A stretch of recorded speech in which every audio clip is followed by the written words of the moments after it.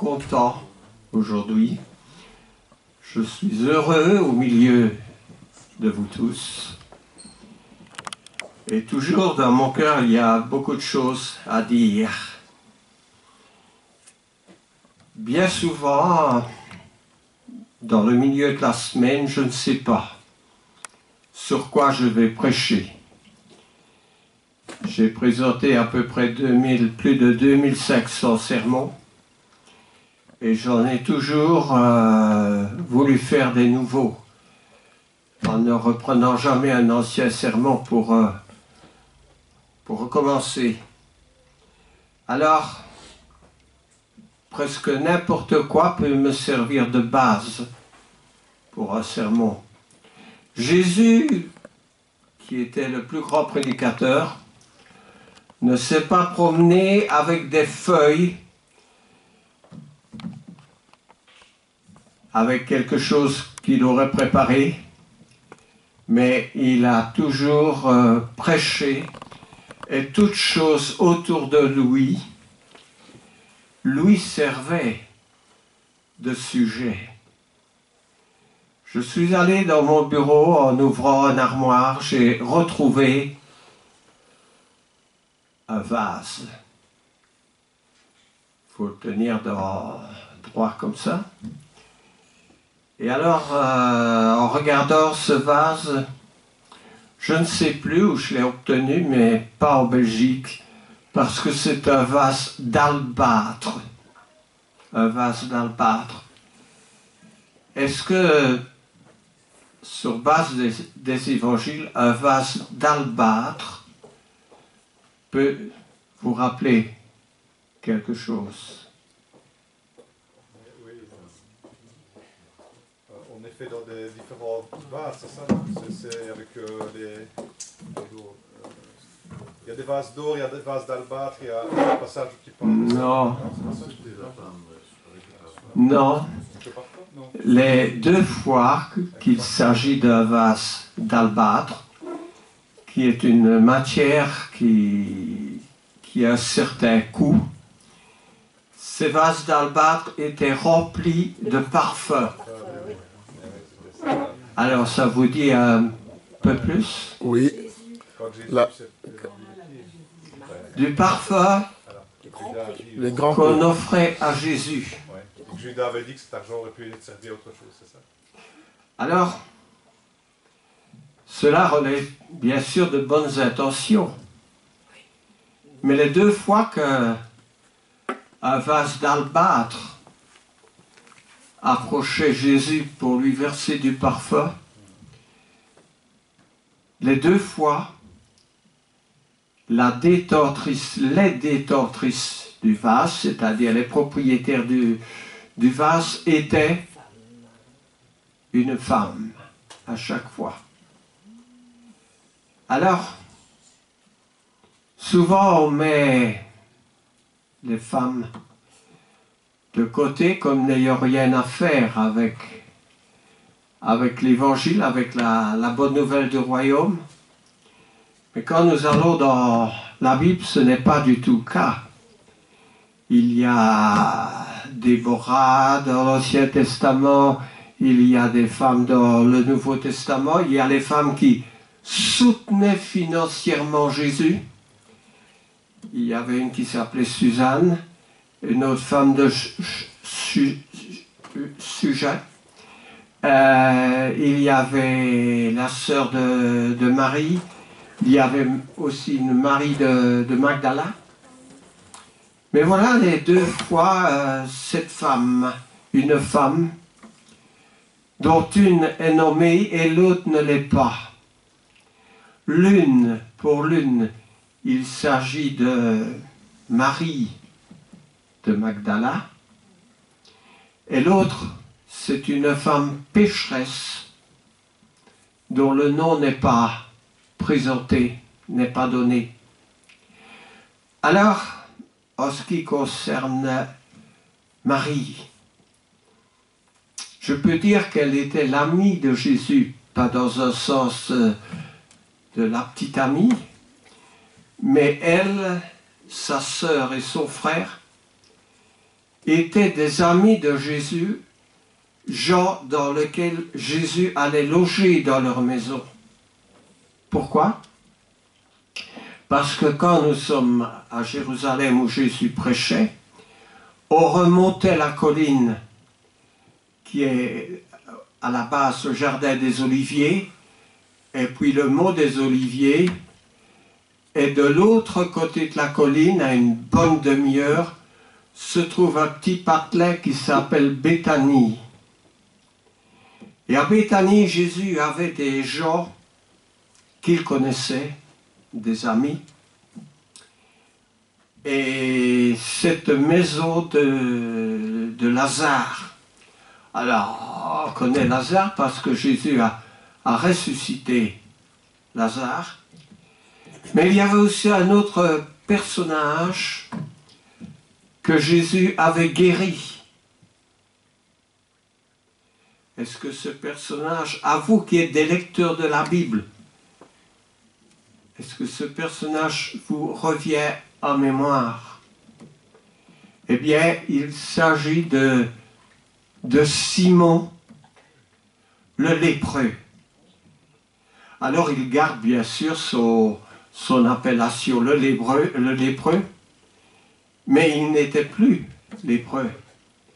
Parce que si vous allez dans le livre du Lévitique, il est dit qu'un lépreux ne peut pas rester dans sa maison, ne peut pas rester en contact avec les gens, parce que la lèpre est une maladie très contagieuse, et même ses habits devaient être détruits. Vous trouverez cela dans le livre du Lévitique. Jésus avait guéri Simon le lépreux. Alors on ne sait pas très bien, et cette petite fête qui a lieu dans la maison de Simon, si c'était en reconnaissance de la résurrection de Lazare, ou bien à cause que Jésus avait guéri Simon.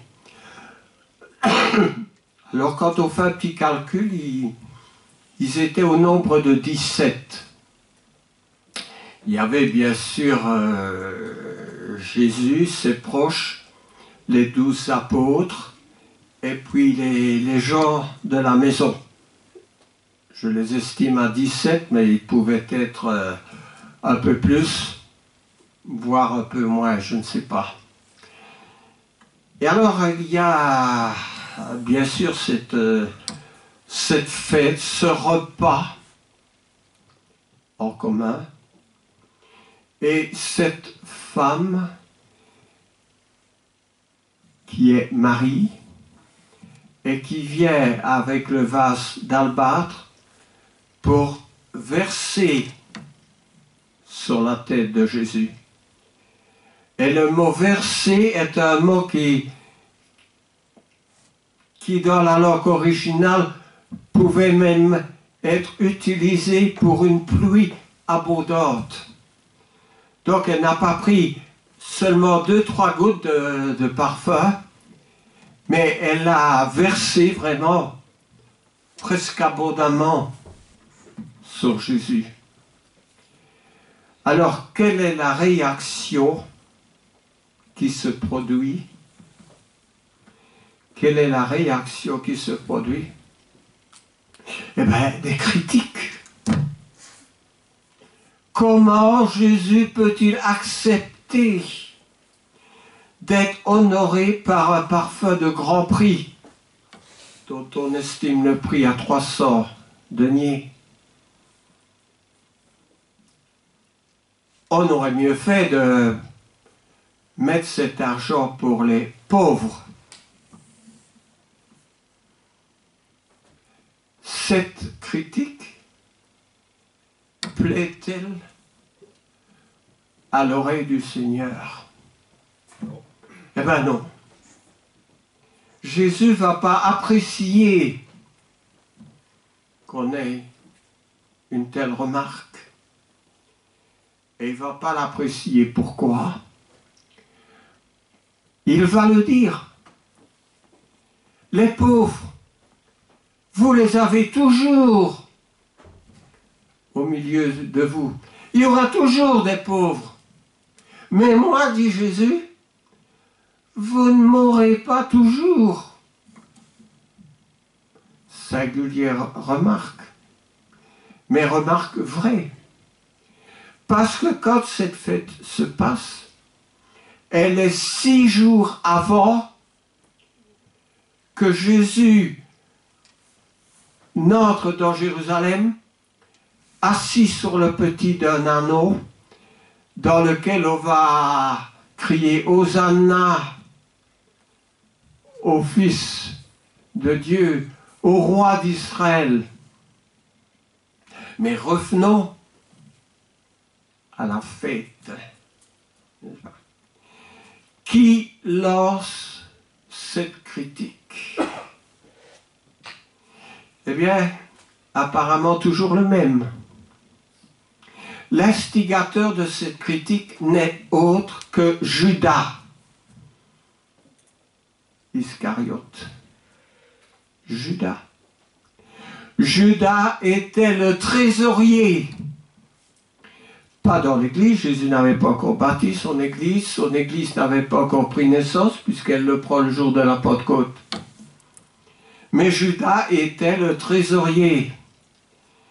Et il est dit dans les évangiles, parce que les évangiles disent toujours la vérité, que Judas avait l'habitude de puiser dans la caisse. Il avait l'habitude de prendre l'argent. Mais jusque-là, on le supportait. Parce que Judas, dans cette manière de faire, allait tomber dans son propre piège. En même temps, il va trouver les grands du temple et avec cette question, combien me donnerez-vous si je vous livre Jésus? Combien me donnerez-vous? Eh bien, le prix est convenu. Il était prophétisé déjà dans l'Ancien Testament avant que Jésus vienne au monde. 30 pièces d'argent. Alors Judas s'arrange pour livrer Jésus. Nous connaissons l'histoire.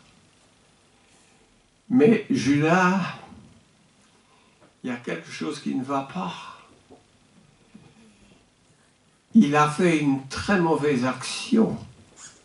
Il a livré celui dont il dépendait parce qu'il était un apôtre du Seigneur.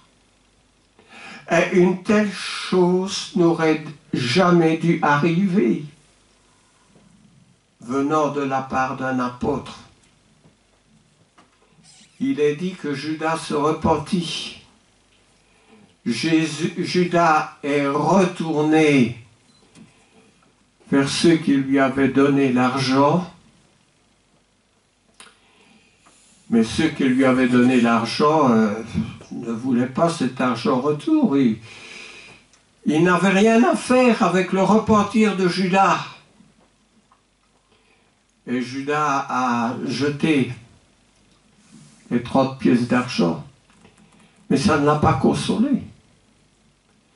Parce que dans son grand remords, Judas est allé se pendre.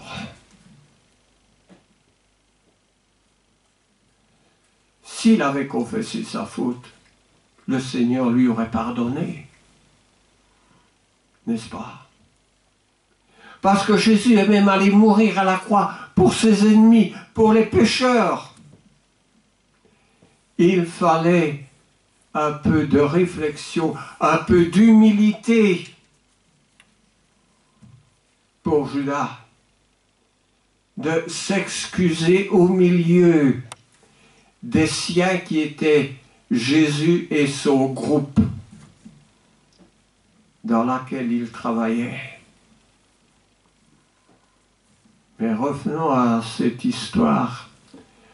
Cette brave femme, Marie, Jésus n'a pas apprécié cette mesquinerie, cette investigation de Judas d'aller semer parmi les autres le trouble en disant mais cet argent on aurait pu l'employer différemment, beaucoup mieux. Et Jésus a dit non, parce que Jésus a toujours voulu la reconnaissance pour ceux qui lui appartenaient et pour lui-même aussi. En 2 Thessaloniciens, si je peux l'avoir avec ma mauvaise vue, il est dit, je vais l'avoir tout de suite, c'est pas aussi rapide qu'autrefois. Il dit, nous vous prions frères. Ah oui, c'est en 2 Thessaloniciens, le chapitre 5.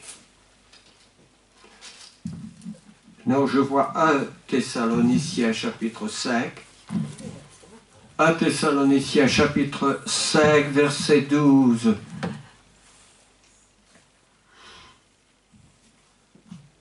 Nous vous prions, frères, d'avoir de la considération pour ceux qui travaillent parmi vous, qui vous dirigent dans le Seigneur et qui vous exhortent. Ayez pour eux beaucoup d'affection à cause de leurs œuvres, Soyez en paix entre vous. La considération est requise parce que Jésus était un de ceux qui exhortaient, de ceux qui travaillaient avec ses disciples pour le salut des âmes. La considération devait être mise en évidence. Alors, est-ce que ces gens, à cette petite fête, est-ce que Jésus lui-même se sentait bien? Et on pourrait poser la question, est-ce que nous nous sentons bien? Sommes-nous à l'aise lorsqu'il y a quelqu'un qui sème la discorde? Quelles sont les qualités d'un esprit bien disposé devant Dieu? Apparemment, Judas n'avait pas vraiment toutes ces qualités. Pourquoi ne louons pas plus Dieu dans nos prières? Nous sommes peut-être un peu avares, parce que nous sommes toujours prêts à lui demander tout et n'importe quoi.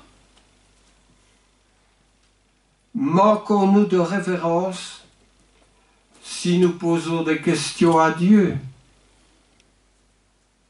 Je ne crois pas. Sa parole nous répond à une multitude de questions. Comment l'étude de la parole nous permet-elle de nous confier en Dieu? Eh bien, parce que l'étude de la parole est pleine de réflexions qui nous amènent à nous confier en Dieu et à lui dire les choses qui vont bien et les choses qui ne vont pas bien. Qu'est-ce qui est meilleur que de manger un crapaud tous les matins? Eh bien, nous mangeons un petit déjeuner dont nous pouvons remercier Dieu pour la nourriture qui est sur notre table. Comment la parole de Dieu nous change-t-elle? La parole de Dieu est une véritable nourriture spirituelle. Si nous manquons de nourriture, nous allons nous affaiblir. Si nous manquons de nourriture spirituelle, notre attitude ne sera pas une bonne attitude.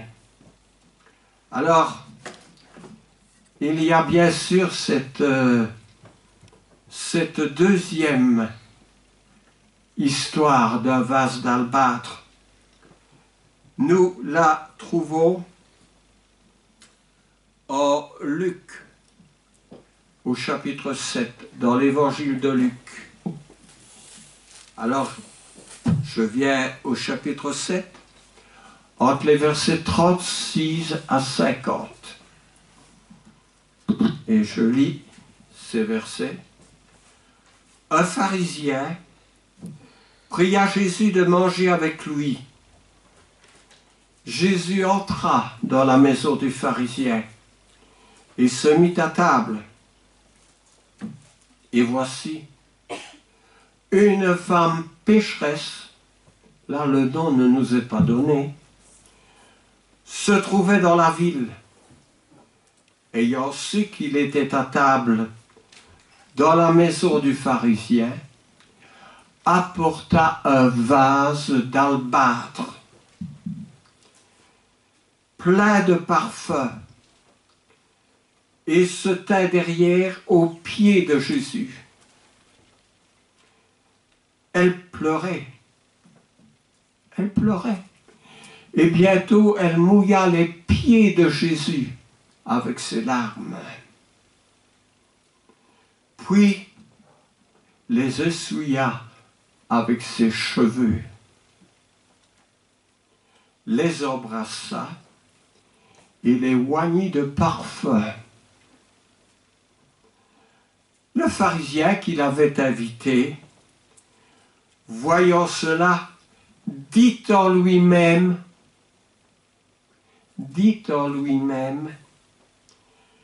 si cet homme était prophète,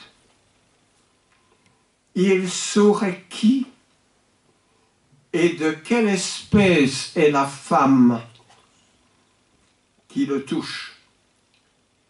Il saurait que c'est une pécheresse. Ah! Jésus était-il en faute de toucher cette femme? S'il était un prophète, est-ce que Jésus était vraiment un prophète?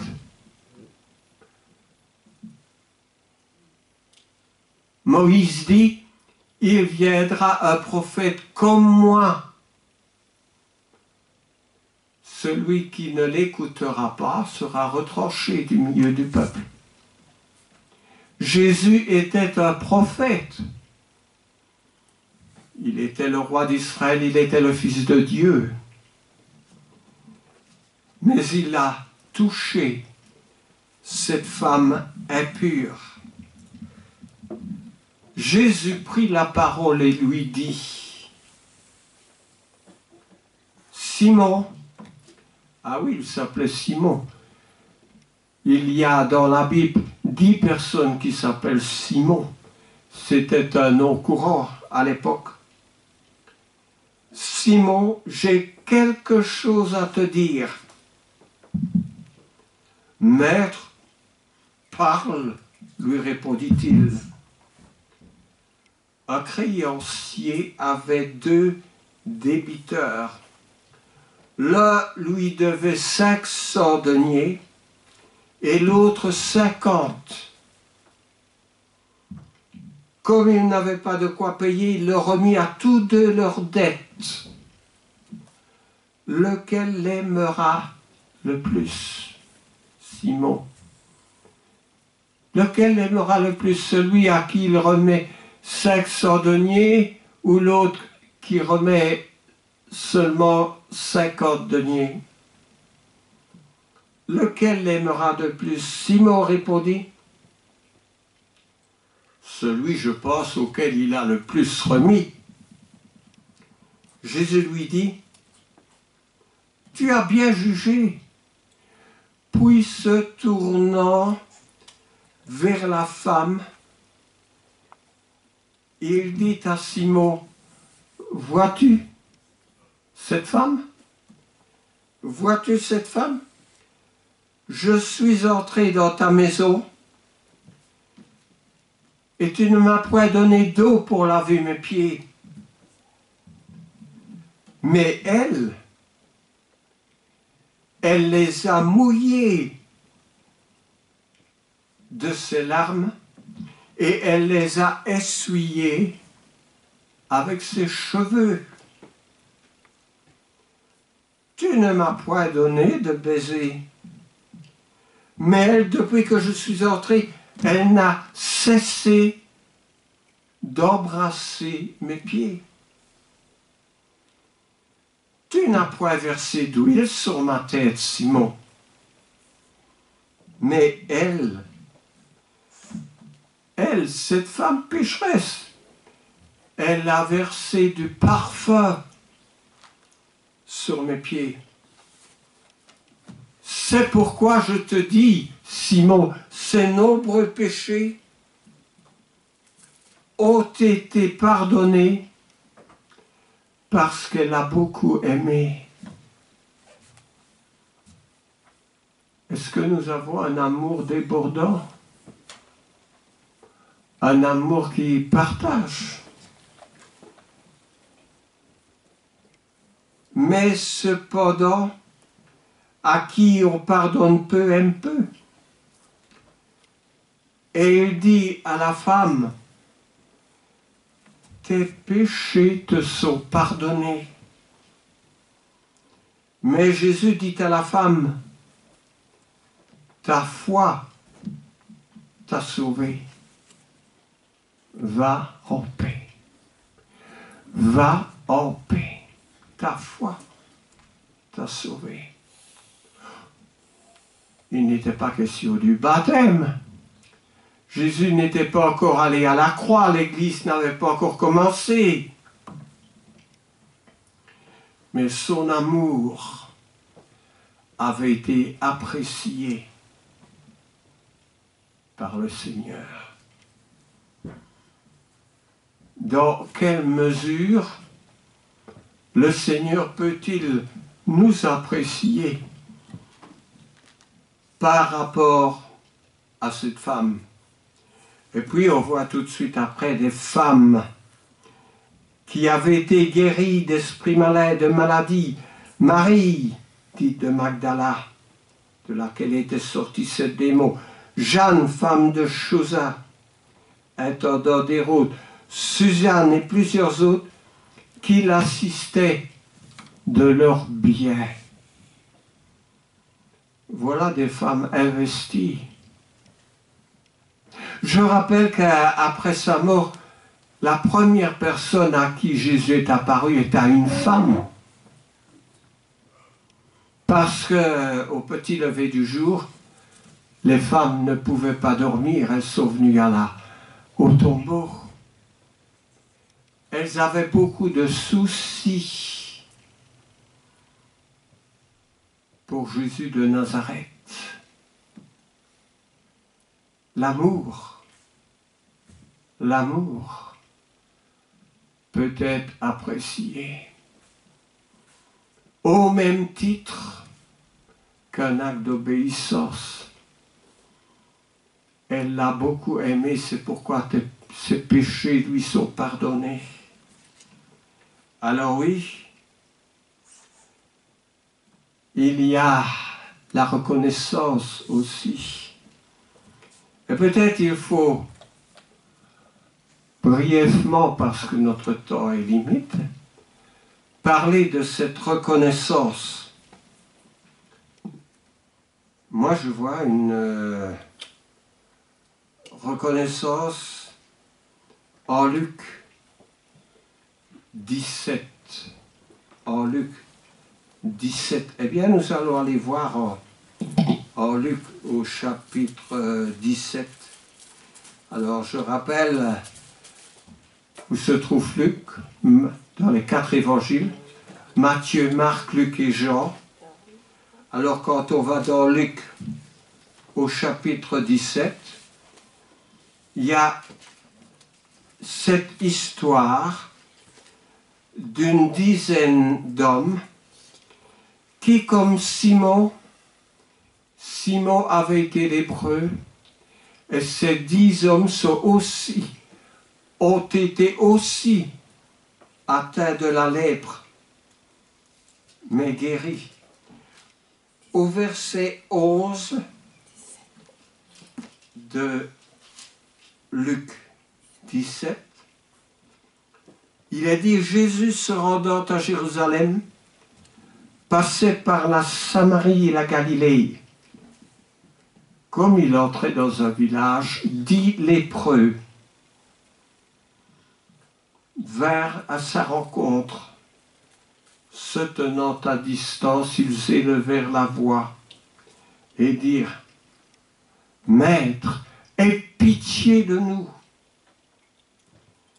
Dès qu'il les eut vus, il leur dit: Allez vous montrer au sacrificateur, parce qu'un lépreux qui est guéri pour pouvoir rentrer à nouveau dans sa maison devait aller au grand prêtre, se montrer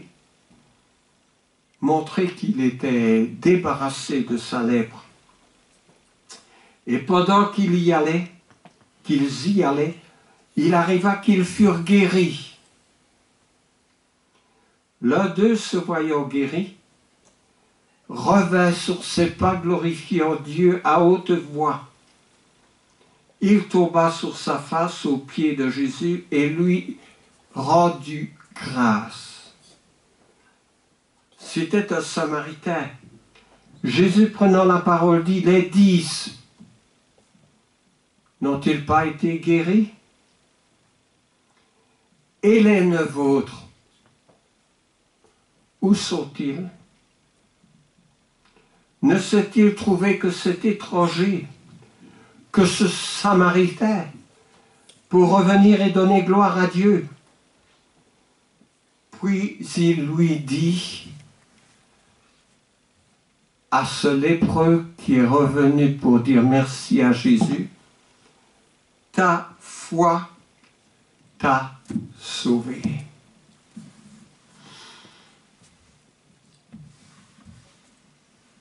Il faut dire que, en comparaison de ces personnes que nous avons vues dans la prédication, nous pouvons nous poser la question: où est notre foi? Dans quelle mesure notre foi s'exprime-t-elle au Seigneur? Dieu nous a pardonné quand nous avons été baptisés pour le pardon de nos péchés. Combien sont ceux qui sont ici pour louer le Seigneur dans le nombre qui ont été baptisés? Avons-nous été baptisés nous-mêmes? Celui qui croira, dit Jésus, qui sera baptisé, sera sauvé.